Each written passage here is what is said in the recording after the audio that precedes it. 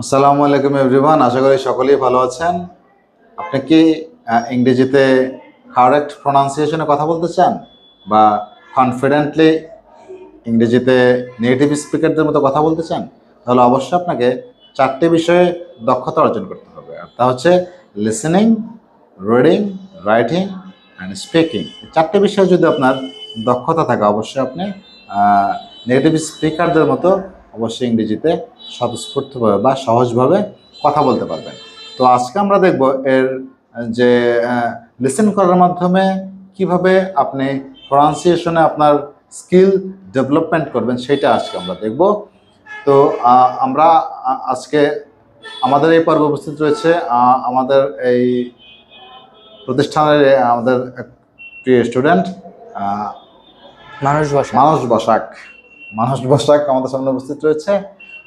তো এই মানস বসাক ICCR এর স্কলারশিপ নেওয়ার জন্য আমাদের স্পোকেন ইংলিশ কোর্সে সে অ্যাডমিট হয়েছে। তো আমরা মানসক থেকে আজকে শিখব কিভাবে লিসেনিং করার মাধ্যমে কারেক্ট প্রনাউন্সিয়েশনে আমরা ওয়ার্ডগুলো উচ্চারণ করতে পারি। So Manas, are you ready?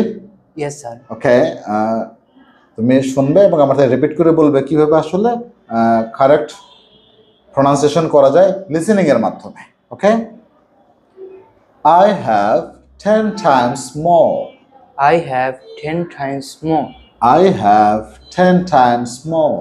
I have 10 times more. I have 10 times more. I have 10 times more. Please come to me today. Please come to me today. Please come to me today. Please come to me today. Please come to me today. Please come to me today. Okay, thank you মানস। আমরা আজকে আসলে যেটা শিখলাম সেটা হচ্ছে listening করার মাধ্যমে কিভাবে আপনি কারেক্ট প্রনাউন্সিয়েশনের মাধ্যমে আপনি সাউন্ডগুলো বলতে পারবেন। আর আইএলটিএস আপনারা যারা করছেন, অবশ্যই ফার্স্ট যে স্টেপ থাকে সেটা হচ্ছে লিসেন করা। আপনি যদি লিসেন করতে না পারেন আর লিসেন করে যদি সেটা বলতে না পারেন, অবশ্যই আপনি ডিসকোয়ালিফাই হয়ে যাবেন। তো অবশ্যই আইএলটিএস করার জন্য যে ফার্স্ট স্টেপ লিসেনিং, এটা অবশ্যই ভালো করে করবেন এবং বেশি বেশি প্র্যাকটিস করবেন। আজ পর্যন্ত, আসসালামু আলাইকুম।